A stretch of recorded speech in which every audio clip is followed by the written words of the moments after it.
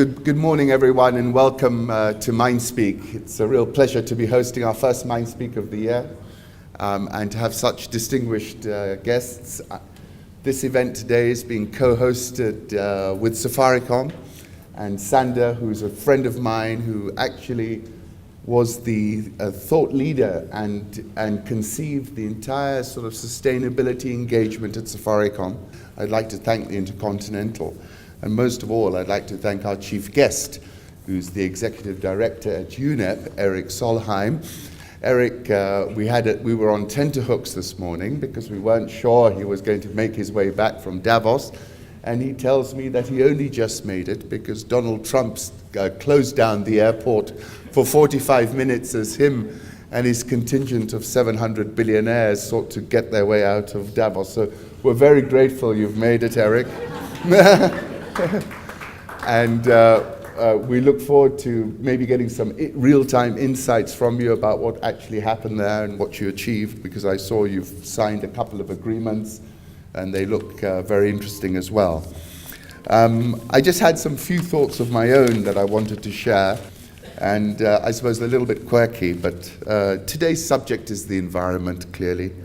And here in Kenya, the environment can be so spectacular. From the beach in Diani, where I spent my Christmas holidays by the Indian Ocean, to Mount Kenya, or up north, where it is a more gritty environment, but just as spectacular, or just 20 minutes outside Nairobi on the Naivasha Road, when you can stop and look at the whole extent of the Rift Valley, and you feel it in your solar plexus when you do that. And for close to 50 years, I've been driving or been driven up and down the Mombasa-Nairobi Road.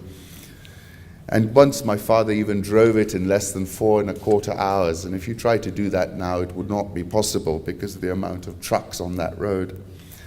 And once it was a vast road with huge open gaps. Voi would be your first stop, Matito Inde your second. Maybe you'd stop at Makindu, or you'd stop somewhere like Hunters, and then you'd reach Nairobi. And today, the point is, when I look at that road, the density, the amount of activity upon it, it feels seamless now. And the point I see on that road, and it's close to my thinking, is that the advance of man or woman is something that's quite unstoppable, and you can see it and see it there. And soon Bechtel will build a multi-lane highway. Africa is disproportionately being affected by climate change. At COP, I learned 16 of the 20 worst affected countries in the world by climate change are in Africa. It is clear there's a high correlation between climate change and instability and terrorism. You don't have to look too far to see what's happening in the Sahel, which has been very affected by climate change. And I, unlike President Trump, can see we're living in a new environmental normal. But we can look at it that way, or we can look at it the way that Erik turned it and hopefully is going to tell us to look at it, that there are enormous opportunities out there, but we need to shape them.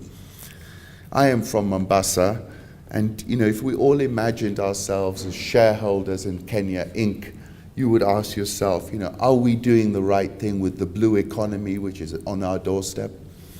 I learned that 97% of the fishing vessels in that blue economy of ours are not even ours. There are other people for whom we're receiving, really tiny sums to fish. So my questions revolve around how are we going to increase awareness amongst our people to understand our environment, make us all passionate champions for it, understand we're actually shareholders in this environmental enterprise, put a proper value on things. What's an elephant worth, for example? Might seem a silly and trite question, but it's a real one. And also tap into what has been a sea change at the global investor level. Today, global investors allocate huge pools of capital to impact investing, where they're not necessarily looking entirely at the return, they're looking at the impact of the investment they're making. In green money has grown explosively, and investing in and making our investments based on an environmental calculation. Green bonds are a big thing, renewables here, geothermal energy. So these are the sort of questions I think we all need to be addressing, and it's an opportunity for all of us to get involved in. Safaricom will speak, but I also work for a very interesting company. I sit on the board called Base Titanium, which is mining down in Kwale. And I'd like to give them too a shout out, because they've been extremely successful at managing these types of risks that Safaricom have been preeminent at managing. It's a pleasure to be hosting Erik Solheim today at Mindspeak. Following an extensive career focusing on the environment and development in government and international organizations, Erik Solheim was elected to become Executive Director of the UN Environment Programme on May the 13th, 2016. Prior to joining UNEP, Solheim was the chair of the Development Assistance Committee, the DAC, of the Organization for Economic Cooperation and Development, the OECD. As head of the DAC, which is the main body of the world's development donors, Solheim emphasized the role of the private sector and tax and development finance, spearheading the Sustainable Development Investment Partnership and the Addis Tax Initiative.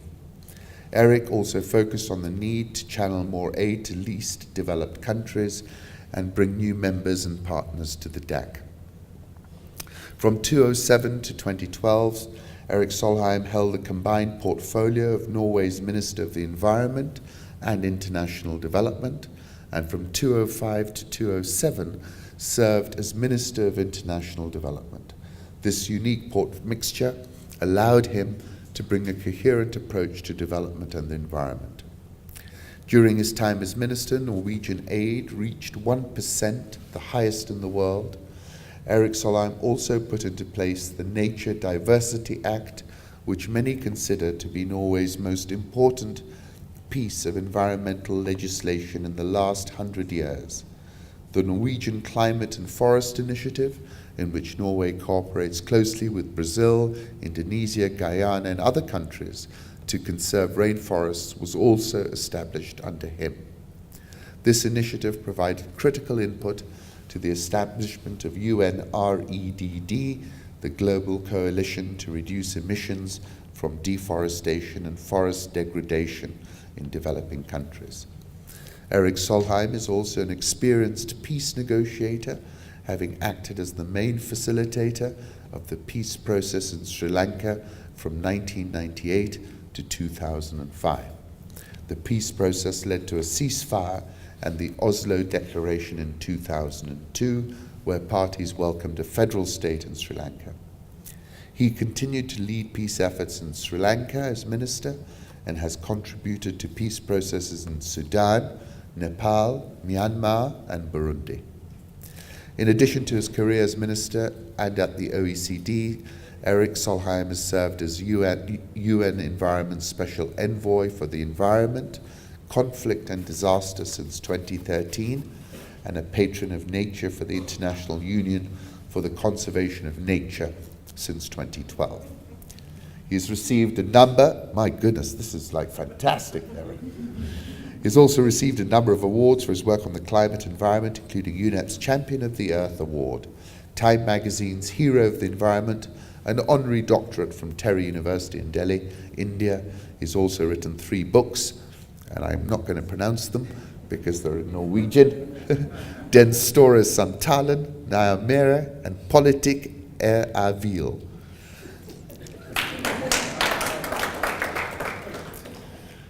Erik holds a degree in history and social studies from the University of Oslo. He's married with 4 children. I had the good fortune to go and see Erik a few weeks ago before this Mindspeak session, and he told me all about his peacekeeping efforts, the fact that he was at the independence celebrations of South Sudan. He told me Prime Minister Melesh was asked to make a speech and spoke about 6 words, but that was the most powerful speech he'd ever heard. Of course, it's been a tremendous career, and we really are excited to be hosting Erik here, and even excited even further that he managed to escape Davos and make it here this morning. Erik, the floor is yours.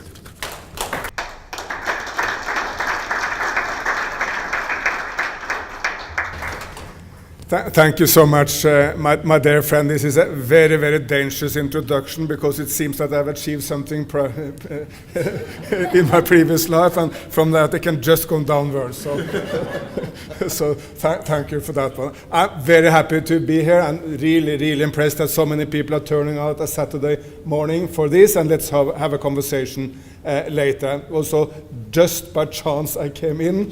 Because as he said, I was at the Zurich airport in Switzerland. Then they closed down the entire airport for one person, the Donald. But, well, not fully true, but because the American president is not traveling alone. I think he came with about 700 people. so it's a huge group. But for that reason, I managed. I'm here. Let me start in a little bit different end. I've had a quarrel with a few of my colleagues in UN Environment over the last few days about what is a good photo. I think a good photo is something which is really zooming in on the person you want to photograph, not really photographing the entire room or all mountains or everything behind, and not every part of the body, because you're not really interested in all that. Then I quote the greatest photographer of all times, at least many think, a person called Robert Capa, most famous photographer of war of all time. He said, if your picture is not good enough, you are not close enough. So always go closer. And what I will try to do today is to go closer to really one issue, and that is how can Africa and how can Kenya really develop and take care of the environment as one combined process. Because I think that is the number one issue for Africa at these junctures. I will zoom in on that. But first, he asked me to be a little bit personal, so let me start by telling you that I became an environmental activist in the Norwegian mountains. So we went, when I was a child, all the time for summer holidays, we would spend many weeks, even months up in the mountains. We went there for any other holiday, and I was running around with the cows there. One of the proudest days of my younger life was when my favorite cow became the leader of the group of cows in the Norwegian mountain. They put a bell on that cow, and my sister was so jealous that my cow was the greatest one. And the Norwegian mountains are beautiful. But I have to say, compared to Kenya, we have difficulties. Not that the mountains are not beautiful, they are very beautiful. But there is an enormous difference, and that is the wildlife, the animals, the vibrance of the nature. If I go for a 1 week walk in Norwegian mountains, and if I see one moose, oh gosh, it's unbelievable. I will speak about it for a week, a month. I will speak until Christmas about that moose, and everyone will be very, very jealous and impressed. You see more animals in a nanosecond in Kenya than you see in a year in Norway. That's the reality. So we are dwarfed by you and the beauty of Kenyan nature. I will not speak today about any of the environment problems, because I take it for granted that all of you want to conserve the elephant. If you don't, please go out, because we don't have too much to talk about. I take it for granted that all of you want a future for our children where we are not poisoning them with pollution. And I take it for granted that all of you are concerned with climate change because you know it's dangerous for humans and for the planet. So let's not speak about the problems, but what are the solutions? And of course, business is at the center of that.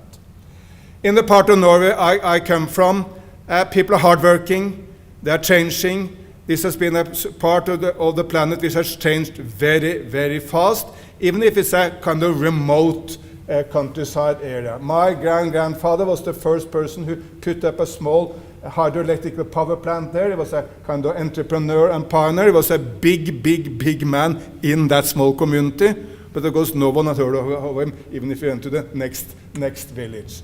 So this is a remote community of the same type as you would find all over the world, whether it's in Africa or China or the United States, where people are focused on themselves and their hard work and the ability to change.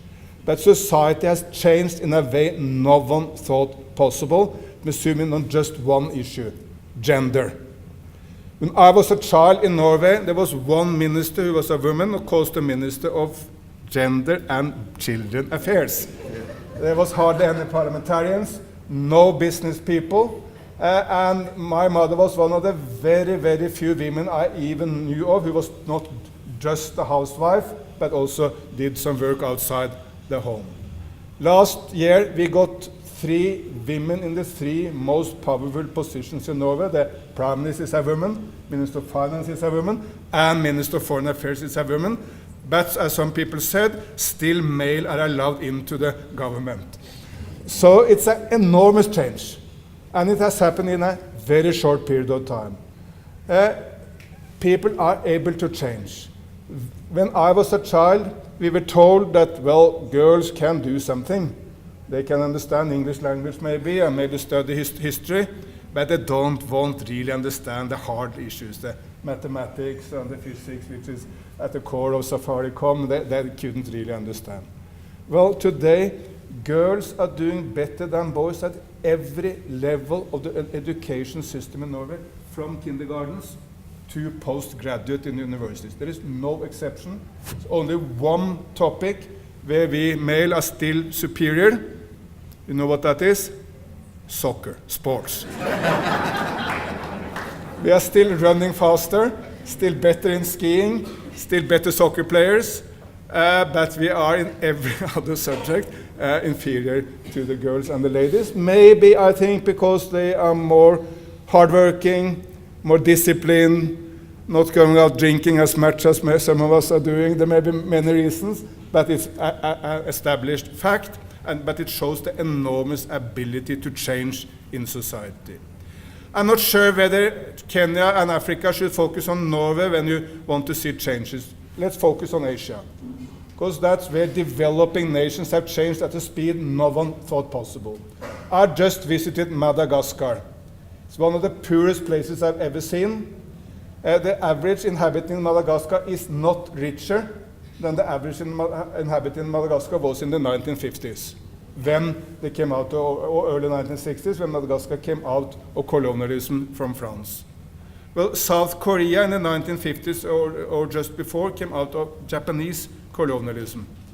The average South Korean, ladies and gentlemen, this is unbelievable, the average South Korean is 390 times, 390 times richer than the average South Korean was in the 1950s. So the grandchildren are 390 times richer than the grandparents were in the 1950s. That's a change which no one thought possible. Well, but the same has happened in Singapore, same has happened in China, before that in Japan. It's now happening in Vietnam, in Indonesia. These are not small countries. These are huge, enormous countries with big challenges. The average person in the coastal provinces of China are 100 times richer than not the grandparents, than the parents were when China embarked upon reforms 40 years back. I mean, this year, China will celebrate 40 years of economic and social reforms. At the time when it started, China was on average much poorer than Africa was at that time. Now China is on the verge of becoming a high-income country. Because this proves that change can happen very fast. And if change can happen fast in Korea, Singapore, China, for sure change can happen as fast in Africa. There's no reason to believe otherwise. So please start the conversation with the self-confidence. This change can happen here, and you are the people to lead that change, because there is no one else. People ask me, can young people change the world? I'll tell them, who else? All big changes happen with young people. I mean, if you see a photo in a book about Albert Einstein, oh, you will see an old genius. Looked like he'd been genius his entire life. What people forget was that when Albert Einstein did write the special theory of relativity, he was 26 years old. That's right. He was sitting, in his small apartment in Bern, Switzerland. He had a very boring job in the office of the patent office of Switzerland, and he and his wife were sitting in this small apartment, and then he was 26. His colleague, by the way, Werner Heisenberg, one of the other pioneers of physics, was 23 when he made his great contribution and Bill Gates was 19 when he left university to go starting the digital revolution. He was afraid that the digital revolution would run away from him. So he left university at that time and started. So of course young people, I can give you any number of examples from politics also. Martin Luther King, which you all know, I mean he was seen as the old man of the movement. He died at age 38. When he started the enormous revolution in the United States called the Civil Rights Movement, he was in his 20s. So of course, young people in politics, in business, in civil society can change the world. There is no one else. So if Kenya is not running in the right direction, don't blame someone else. Get started yourself. Of course, the same message I will give to everyone in other parts of the world also.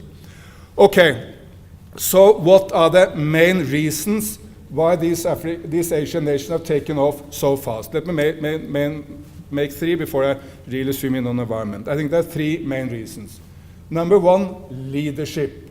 The top political leadership of a nation matters a lot.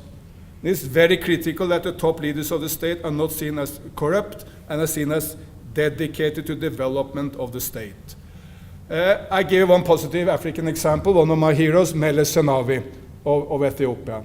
And let me also pay really credit to Kenya and Ethiopia, because these are two of the biggest African nations. Kenya 50 million, Ethiopia 100 million, two big self-confident nations with a long border. Normally there's a lot of conflict and jealousies between such nations. I mean, look to how Germans and French have quarreled through all of history in Europe.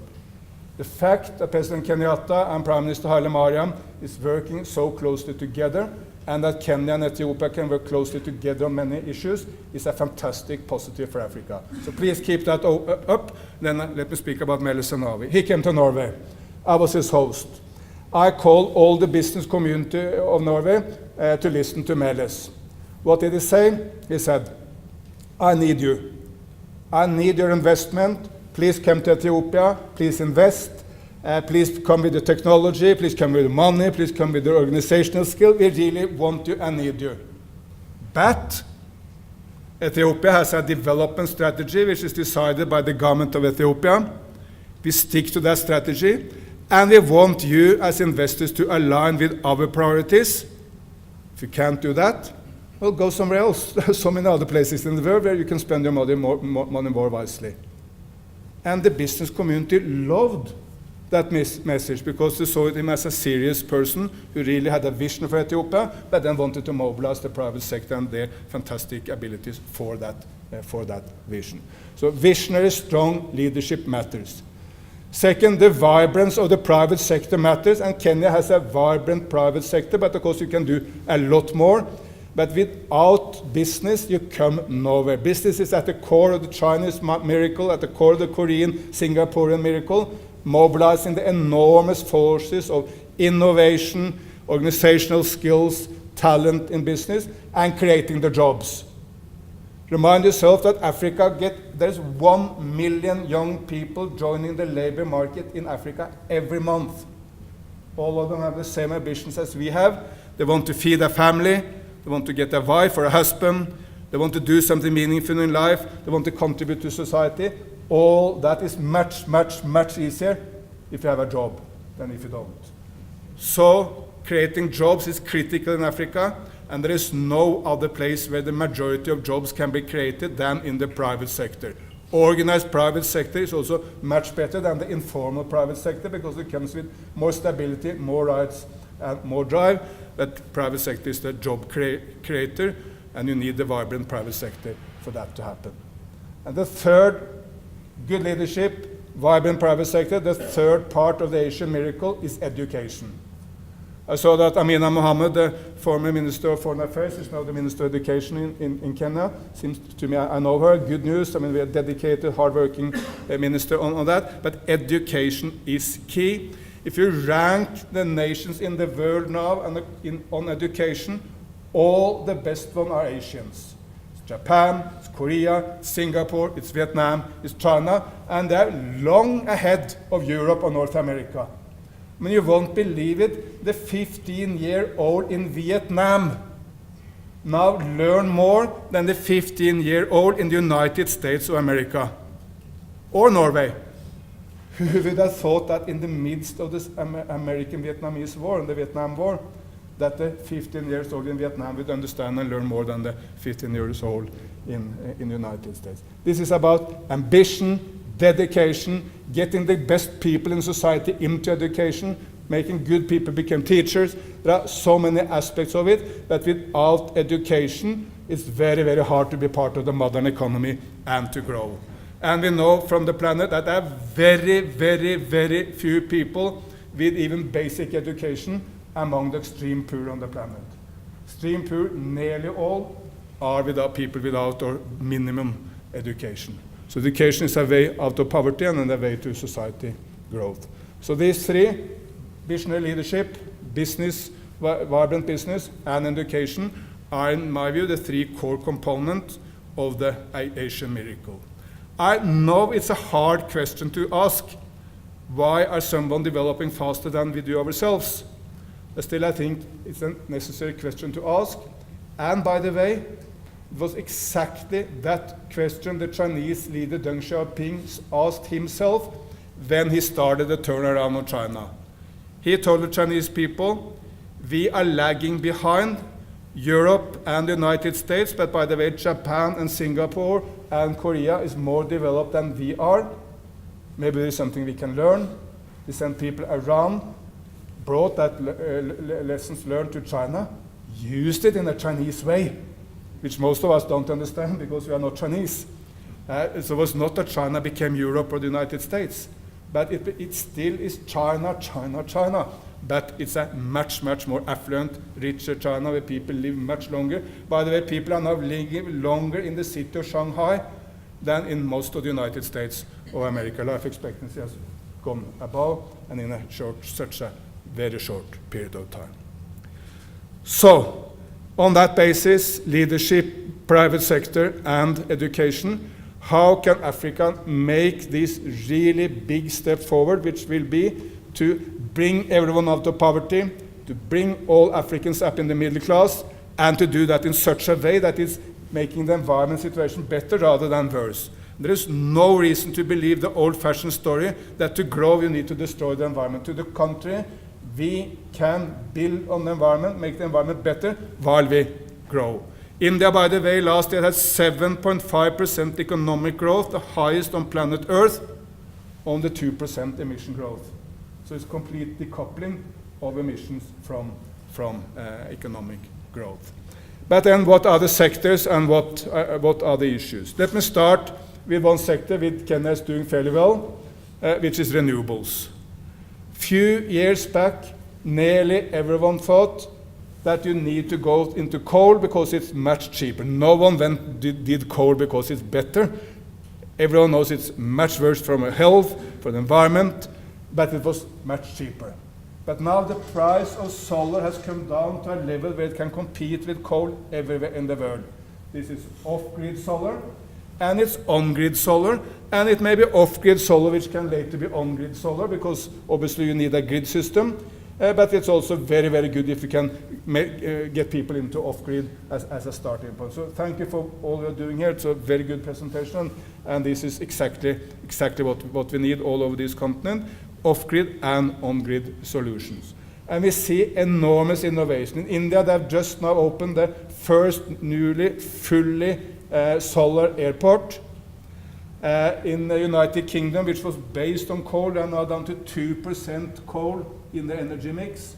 President Macron, France, just this week announced that France will go completely out of coal by, I think, 2022. Germany, earlier this year, had 100% of its energy from renewable. Denmark had 140% of its energy just from wind. True, they cannot do it in winter, still only in summer, but it's such a change. And of course in China, we see change every day, closing down coal, moving into solar, and the Chinese market is so enormously big, so that's the main factor why the price of solar globally has come down. I mean, innovations may have been done by Americans or Germans and others, but it's the size of the Chinese market which gives us solar to a price everyone on the planet can afford. And Kenya has wind, solar, geothermal. You are a nation dealing with an enormous amount of renewables, but let's go further in that direction. And of course, every single Kenyan or every single African should be connected to the grid. It's very hard to read at night if it's completely dark. It's very hard to do cattle farming if you cannot have a milking machine.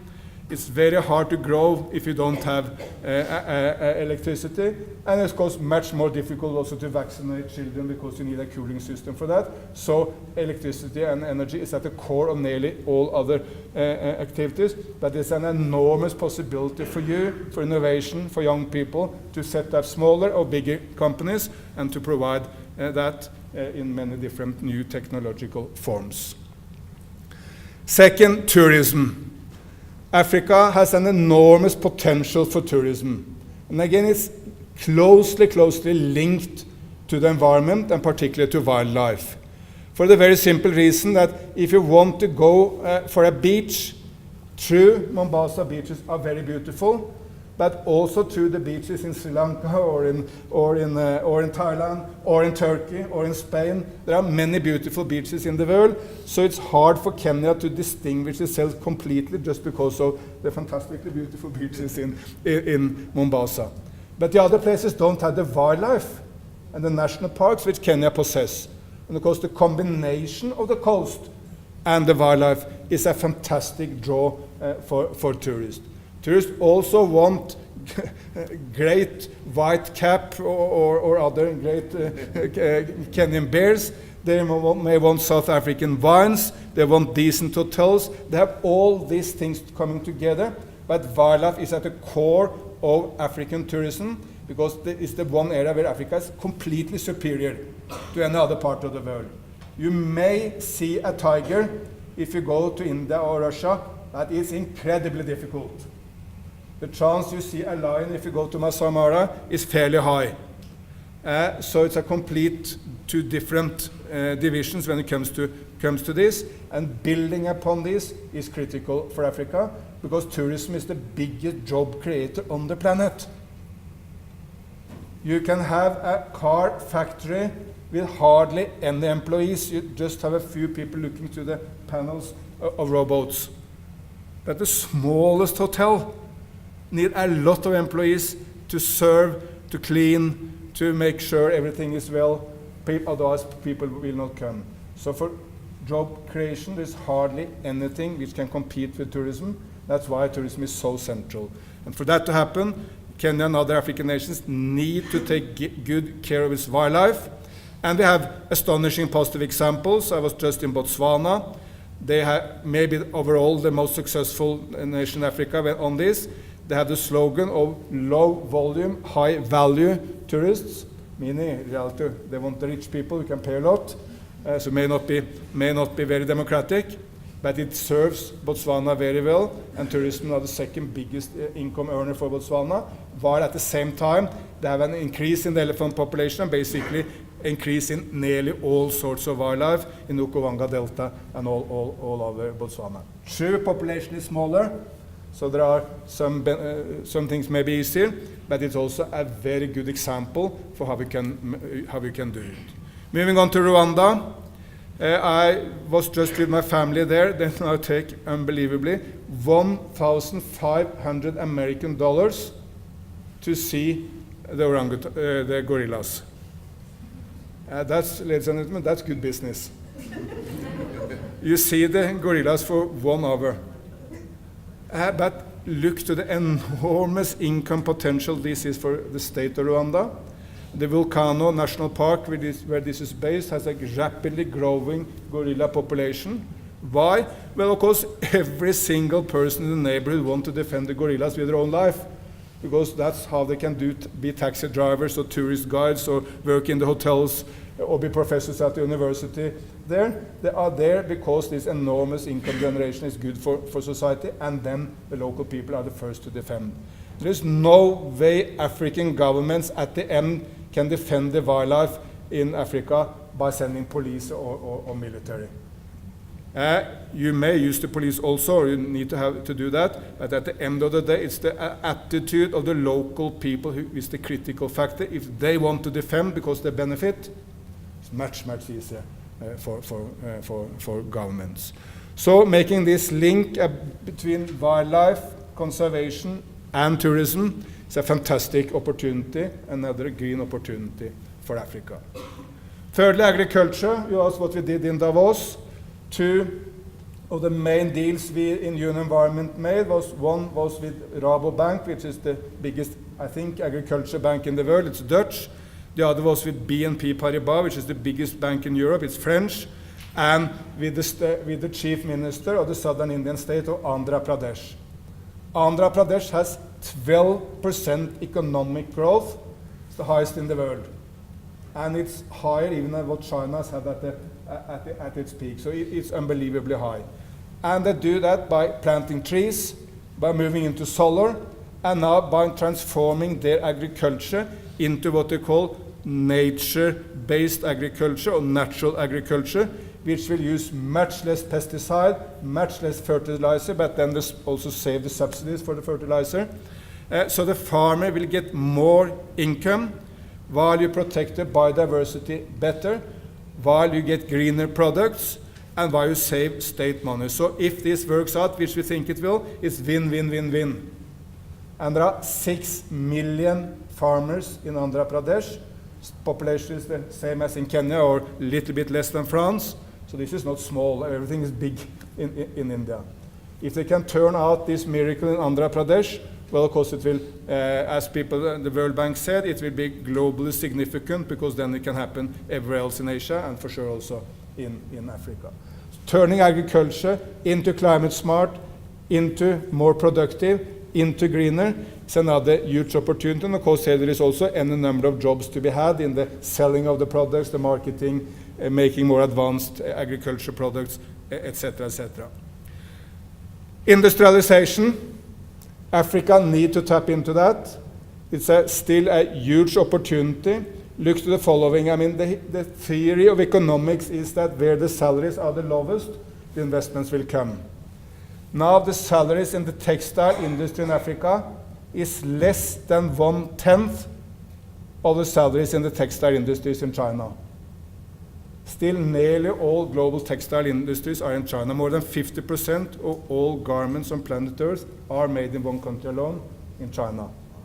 More than 60, up to 70% of our phones are made in China. I mean, when I say that, I'm not speaking about Huawei. But also the apples are made in China. They may be invented in California, true. And lots of the profits may go to the apple owners in California, but the manufacturing, the input is done in China. So here there is a huge opportunity for also when China is gradually getting up into more and more advanced products. Africa needs to tap into the textile industries and all the other potential industries which can come this way. I was in Ethiopia has been a front runner here, Rwanda, Senegal. In Ethiopia, there are now some big industrial parks, one in Addis Ababa, one just outside Addis Ababa, tens of thousands of mainly women working there. Asian investors, Chinese, Indian, Sri Lankan, Bangladeshi investors, selling to the global market, but providing jobs.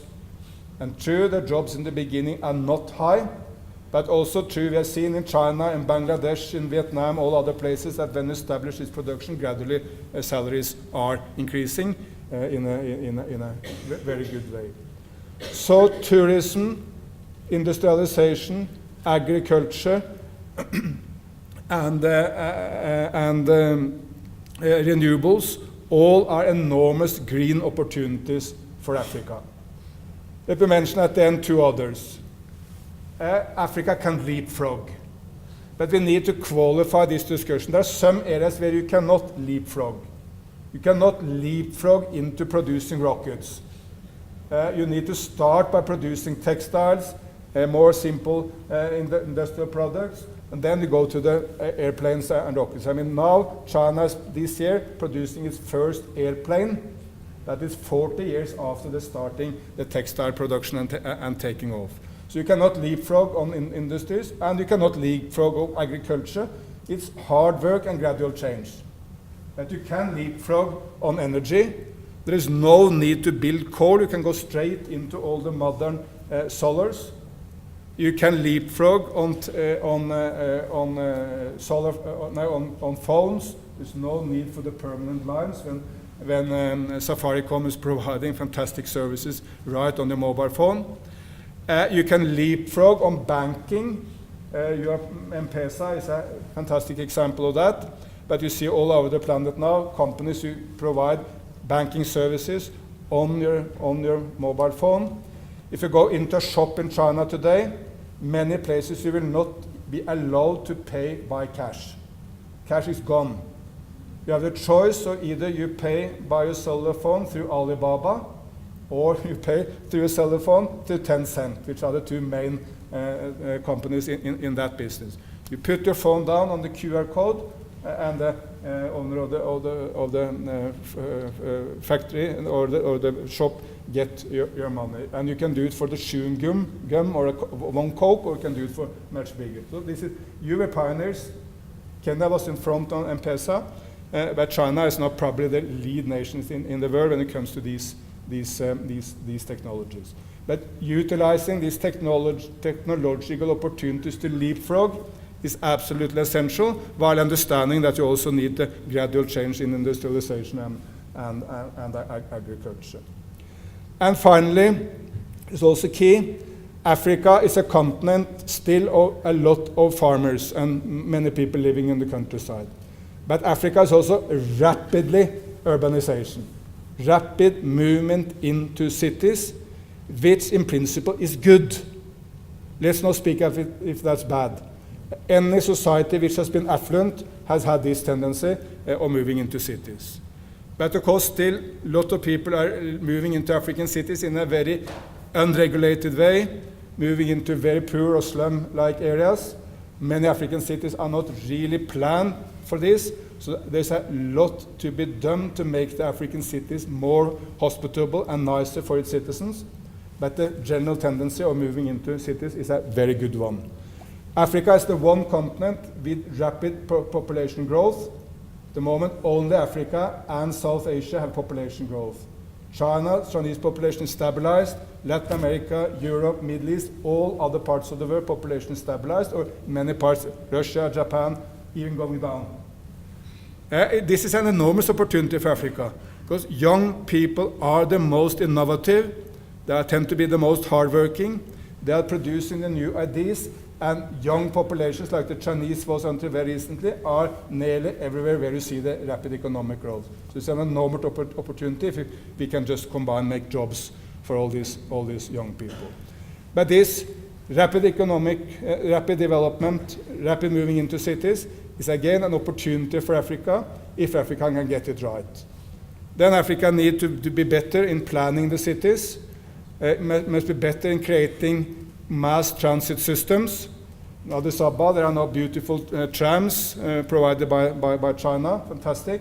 But overall, by and large, hardly any African city has a good mass transit system. Some in South Africa, but in most other places, there is no organized mass transit system.